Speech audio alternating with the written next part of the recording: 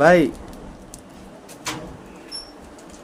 ভাই এই যে আমরা পরীক্ষা বাবদ একটা দেখাচ্ছি আর কি, আপনার জাস্ট নমুনা। হ্যাঁ, এটা 5 টাকার ডিটারজেন্ট পাউডার। এই যে দেখেন, আমরা একটা এই যে ময়লাযুক্ত কাফন নিছি। হ্যাঁ, কাফন নিছি বালতির মধ্যে, আপনার কোনো কিছু এখনো নাই, বুঝছেন? এই যে দেখেন আমি ডিটারজেন্টটা ছিটতেছি। হ্যাঁ,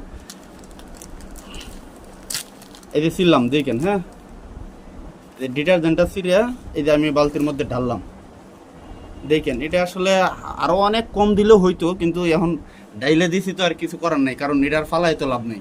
এই দেখেন আমার হাতটা ময়লাযুক্ত। হ্যাঁ, এই যে ডিটারজেন্টের ফেনা দেখেন ভাই, ফেনাটা দেখেন ভালোভাবে দেখেন। এই যে হাতে ময়লা ছিল তো এই জন্য এই যে এমন হয়েছে। দেখেন যে 5 টাকার ডিটারজেন্ট যে আমি ঢাললাম, এটার ফেনাটা দেখেন ভাই কতটুক ফেনা। মনে করেন আনাম বালতি ফেনা, আপনি যত লাড়বেন তত ফেনা হবে, বুঝছেন? ফেনা নিয়ে আপনার কোনো টেনশন নেই, আপনি বুঝবেন না। আর এই যে এটার কার্যকারিতা দেখানোর জন্য